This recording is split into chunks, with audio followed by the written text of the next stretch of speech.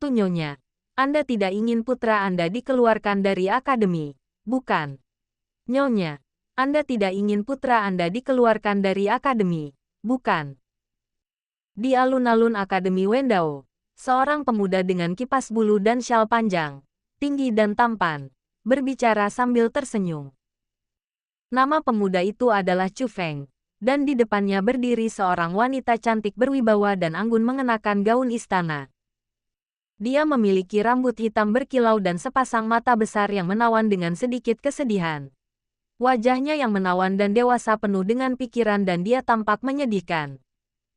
Ketika pria di dunia melihatnya, mereka akan merasakan dorongan untuk melindunginya. Namun, Chu Feng tidak memiliki niat buruk dalam pikirannya saat ini. Dia hanya ingin menerima putranya sebagai muridnya.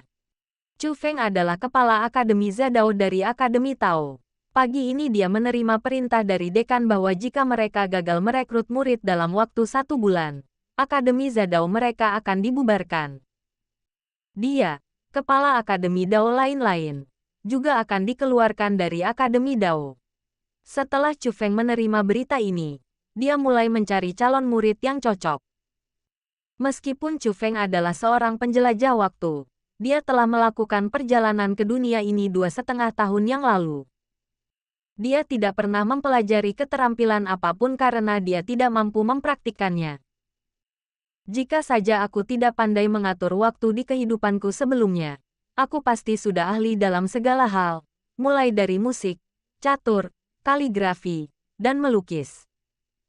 Mengandalkan pengetahuannya yang luas, ia diterima di Akademi Tao dan menjadi satu-satunya siswa di akademi itu. Dia pasti sudah mati kelaparan di dunia ini sejak lama, dan menjadi penjelajah waktu yang paling menyedihkan sepanjang sejarah. Akan tetapi, dengan meninggalnya kepala biara lama 1,5 tahun yang lalu, akademi tidak mengirimkan kepala biara baru, dan dekan lama sangat merekomendasikannya semasa hidupnya. Chu Feng menjadi kepala Akademi Zadao, tetapi meskipun gelar kepalanya terdengar mengesankan, dia sebenarnya adalah seorang komandan tanpa pasukan. Kalau tidak, dia tidak akan datang ke alun-alun untuk mencari murid. Kudengar Xiao Chen, anak ajaib dari Akademi Pedang, memasuki rawa berkabut untuk memperjuangkan harta karun langka bagi tunangannya. Namun dia terluka parah dan menjadi cacat. Akademi Kendo telah memerintahkan Xiao Chen untuk dikeluarkan dari akademi. Jadi dia segera mencari ibu Xiao Chen dan berencana untuk menjadikan Xiao Chen sebagai muridnya terlebih dahulu. Nama belakangnya adalah Xiao, dan dia adalah seorang jenius yang berubah menjadi pecundang. Kedengarannya seperti pola untuk tokoh utama. Chu Feng telah memutuskan untuk menerima pemuda ini sebagai muridnya. Jika Xiao Chen menjadi sukses di masa depan, bukankah tuannya yang murahan juga akan mendapat keuntungan darinya? Nyonya Xiao menatap pemuda di depannya dengan waspada, dan bertanya dengan hati-hati, "Tuan, apakah Anda benar-benar punya cara untuk mempertahankan putra saya di akademi?" Akademi Dao adalah salah satu dari 4 kekuatan netral utama di benua ini dan juga merupakan tempat suci bagi banyak biksu muda untuk belajar. Mereka yang dapat memasuki Akademi Dao De untuk belajar adalah para jenius dengan reputasi yang meningkat atau murid dari keluarga bangsawan dengan latar belakang yang kuat. Putranya telah menjadi cacat, dan bahkan kepala Akademi Kendo tidak dapat menjaga Xiao Chen. Pemuda di depannya berkata bahwa dia punya cara untuk membuat Xiao Chen tetap tinggal, dan dia tidak dapat menahan diri untuk meragukan kebenaran kata-katanya. Tentu saja, lagi pula, aku adalah salah satu dari 10 guru besar Akademi Wendao. Selain itu, aku telah memperoleh izin dari dekan dan dapat merekrut murid manapun dari Akademi Wendao sebagai muridku. Xiao Chen masih menjadi murid Akademi Wendao, kan? Chu Feng tampak percaya diri. "Tuan, Anda sebenarnya adalah salah satu dari 10 guru besar Akademi Tao." Nada bicara Nyonya Xiao sangat terkejut, dan matanya penuh dengan keterkejutan. Para pimpinan Akademi Dao semuanya merupakan tokoh terkemuka di benua ini. Tetapi dia belum pernah mendengar tentang seorang kepala biara muda di kuil Tao. Chu Feng mengangguk. "Ya, saya adalah kepala Akademi Dao lain-lain. dan saya baru saja menjabat setengah tahun yang lalu. Zadao Yuan. Ketika Nyonya Xiao mendengar tiga kata ini, secercah harapan yang menyala dalam dirinya hancur total. Akademi Tao Aneka menempati posisi terakhir di antara 10 akademi-akademi Tao. Alasannya adalah karena Akademi Taoisme lain-lain tidak mengajarkan metode kultivasi, juga tidak mengajarkan keterampilan yang diperlukan untuk kultivasi seperti jimat, ramuan, instrumen, dan formasi. Saya hanya mengajar siswa piano, catur, kaligrafi, melukis, seni minum teh, dan seterusnya. Oleh karena itu, tempat itu tidak penting di mata dunia.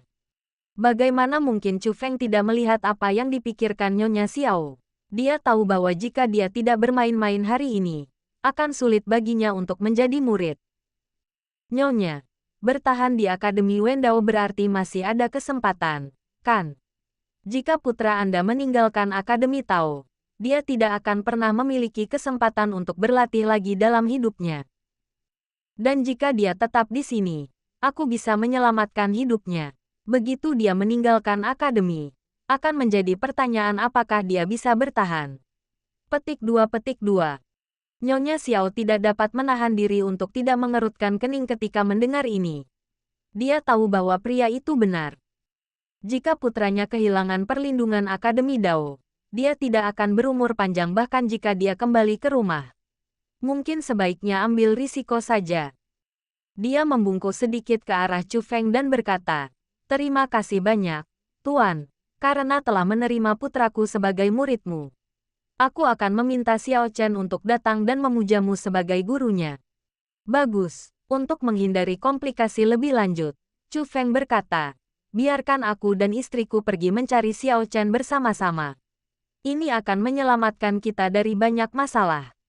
"Terima kasih, Tuan." Secercah harapan melintas di mata Nyonya Xiao. Dan dia berkata, "Tuan, silakan ikuti saya." Tepat saat Chu Feng berhasil menyusul Nyonya Xiao, sebuah suara mekanis tiba-tiba terdengar dari benaknya. Ding, terdeteksi bahwa tuan rumah yang telah menempuh perjalanan selama 2,5 tahun telah mulai menerima murid. Sistem ini resmi diaktifkan. Oh sial. Ketika Chu Feng mendengar suara ini, dia berteriak dalam hatinya, "Datang, datang. Sistem saya terlambat namun sudah sampai." Sebagai penjelajah waktu, Chu Feng juga telah mencari cara untuk mengaktifkan sistem dalam 2 tahun terakhir. Tetapi ia mencoba berkali-kali dan tidak mendapat respons dari sistem. Saya tidak pernah menduga bahwa kesempatan untuk mengaktifkan sistem akan berupa perekrutan murid. Di dunia ini, anak-anak pada umumnya tidak akan melanggar perintah langit, bumi, kaisar, guru-guru mereka, dan orang tua mereka. Nyonya Xiao setuju untuk membiarkan putranya mengangkat Chu Feng sebagai gurunya, dan Xiao Chen jelas merupakan muridnya. Sistem, fungsi apa yang Anda miliki? Chu Feng menahan kegembiraan di dalam hatinya dan bertanya dalam hatinya. Sistem ini adalah sistem perekrutan murid. Setiap kali tuan rumah menerima murid, tuan rumah akan menerima hadiah yang sesuai. Silakan jelajahi sendiri fungsi-fungsi spesifiknya. Setelah suara sistem menghilang, sebuah panel atribut muncul di benak Chu Feng. Nama, Chu Feng. Budidaya, tidak ada. Keterampilan, tidak ada. Umur, 22/79. Keterampilan, Qin, catur, kaligrafi, melukis, seni teh, semuanya sempurna. Evaluasi, kemampuannya terlalu rendah dan sistem tidak akan mengevaluasinya. Berani sekali kamu. Sistem kecil sepertimu, tidak menyukaiku. Chu Feng tidak dapat menahan diri untuk bergumam dalam hatinya. Namun dengan sistem ini saya dapat mencapai puncak kehidupan dan menikahi wanita yang cantik, kaya dan elok rupawan. Memikirkannya saja membuatku sedikit bersemangat. Sudut mulutnya tak dapat menahan diri untuk naik sedikit. Pada saat ini, Nyonya Xiao tiba-tiba berhenti dan berbalik menatap Chu Feng. Melihat Chu Feng tersenyum, dia tidak dapat menahan diri untuk bertanya, "Tuan, ada apa?" Chu Feng tersenyum tipis. "Aku baru saja memikirkan beberapa hal yang membahagiakan." Nyonya Xiao tidak bertanya lagi dan berkata, "Tuan, Kediaman putra saya ada di depan. Saya akan memanggilnya untuk menemui Anda. Chu Feng mendongak dan mendapati dirinya telah tiba di kediaman para murid halaman luar Akademi Pedang Dao. Dia lalu berkata, "Baiklah, saya akan menunggu istri saya di sini."